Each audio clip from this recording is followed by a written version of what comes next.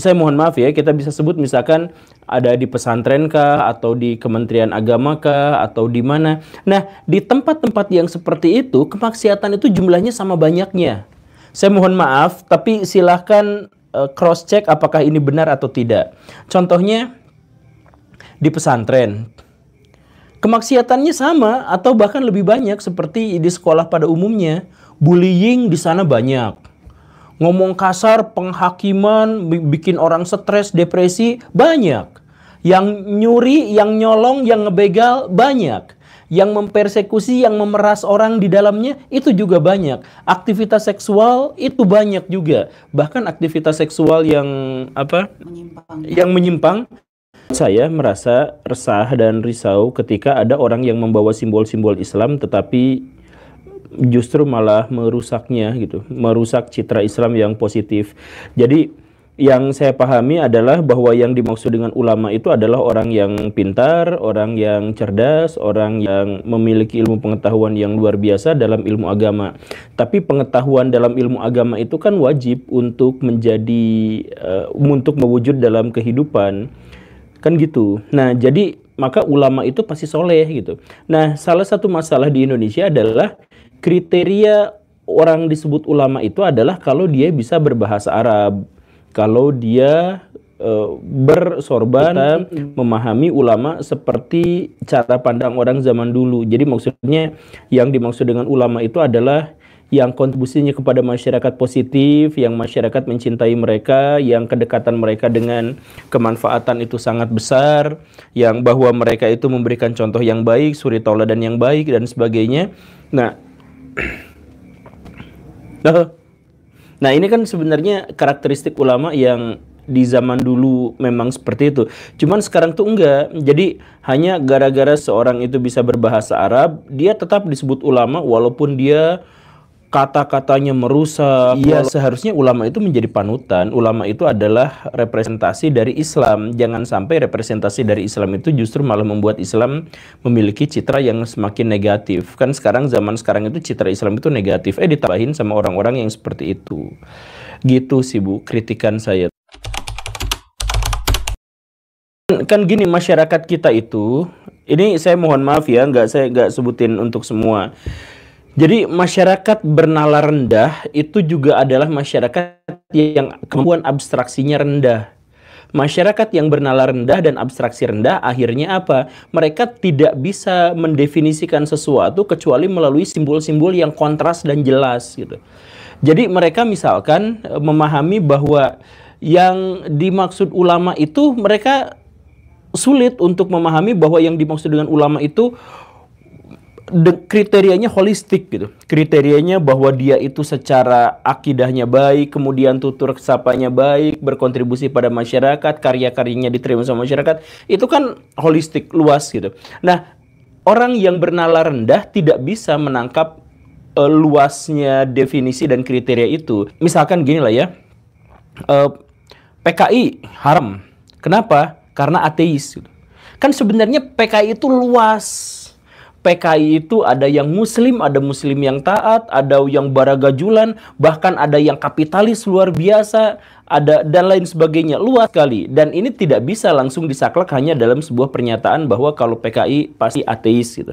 Nggak bisa. Tapi orang bernalar rendah tidak memiliki abstraksi yang luas, tidak memiliki definisi dan pemahaman yang luas, sehingga mereka hanya ambil satu definisi yang paling sederhana yang bisa dinalar oleh mereka, yaitu apa?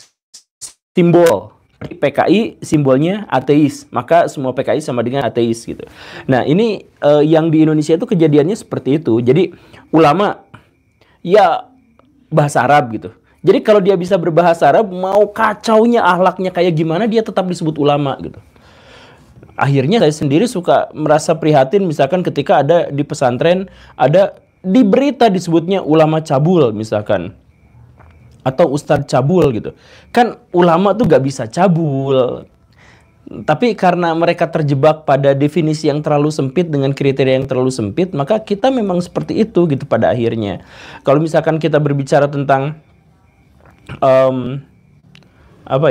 tentang Amerika Serikat luas gitu. Tapi yang kita pikirkan adalah bahwa Amerika Serikat itu adalah elit global yang menguasai dunia untuk kepentingan mereka sendiri gitu. Nah, itu simbol-simbol penyederhanaan yang seperti itulah yang akhirnya membuat kita itu sulit sekali untuk keluar dari jebakan-jebakan yang tadi gitu. Ya, sekarang akhirnya kita lihat langsung. Jadi kita tidak usah bertanya nanti gimana ketika kita salah mengidentifikasi ulama. Lah, karena udah kejadian sekarang. Jadi peradaban Islam sekarang tertinggal, peradaban Islam sekarang hancur. Salah satu ada satu hal yang unik di Indonesia dan nanti akan saya angkat dalam sebuah video. Jadi gini, waktu Snouck Hurgronje datang ke Indonesia atas permintaan dari pemerintah kolonial Belanda yang ditugaskan untuk mencari kelemahan-kelemahan rakyat Aceh dalam perjuangan, maka Snouck Hurgronje itu mengeluarkan sebuah ajaran yang kemudian disampaikan kepada masyarakat Aceh dan masyarakat Indonesia secara umum, bahwa dia mengatakan Islam itu adalah agama yang baik, tetapi dia adalah politik yang tidak baik, politik yang tidak akomodatif. Jadi sebaiknya kaum muslimin dijauhkan dari dimensi-dimensi politik, dijauhkan dari dimensi-dimensi keduniawian, dijauhkan dari dimensi-dimensi yang profan gitu.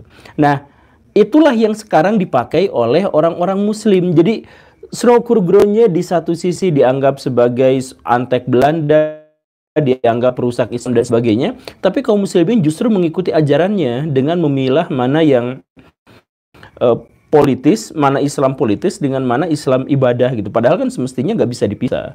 Semestinya kita tuh nggak bisa sekuler dalam hal itu. Ya, saya juga menjelaskan di beberapa video bahwa agama Islam itu secara inheren itu sulit sekali untuk dihubungkan atau disambungkan dengan sekulerisme, itu gak bisa. Tapi kan yang terjadi sekarang itu ya seperti itu. Jadi kaum muslimin sekarang peradabannya tertinggal. Kemudian contoh tempat berkumpulnya para ulama itu di mana misalkan. Kita bisa sebut, saya mohon maaf ya, kita bisa sebut misalkan ada di pesantren kah, atau di Kementerian Agama kah, atau di mana. Nah, di tempat-tempat yang seperti itu, kemaksiatan itu jumlahnya sama banyaknya.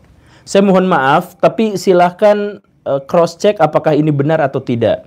Contohnya di pesantren, kemaksiatannya sama atau bahkan lebih banyak seperti di sekolah pada umumnya. Bullying di sana banyak. Ngomong kasar, penghakiman, bikin orang stres, depresi, banyak. Yang nyuri, yang nyolong, yang ngebegal, banyak. Yang mempersekusi, yang memeras orang di dalamnya, itu juga banyak. Aktivitas seksual itu banyak juga. Bahkan aktivitas seksual yang menyimpang. Saya menyebut istilah banyak itu karena kita selalu dapat updatean dari media-media massa dan media sosial terkait dengan betapa maraknya kasus-kasus pelecehan dan kekerasan seksual yang menyimpang di lembaga-lembaga yang dianggap atau yang berlabel Islam gitu. Nah, ini kan bukti kehancuran kita gara-gara kita tuh salah mengidentifikasi ulama gitu. Kita tuh hanya gara-gara seseorang itu bisa berbahasa Arab langsung disebutnya ulama gitu.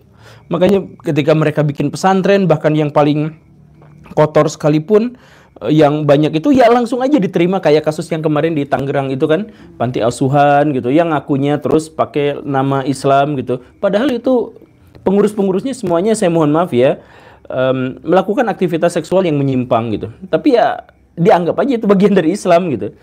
Ini yang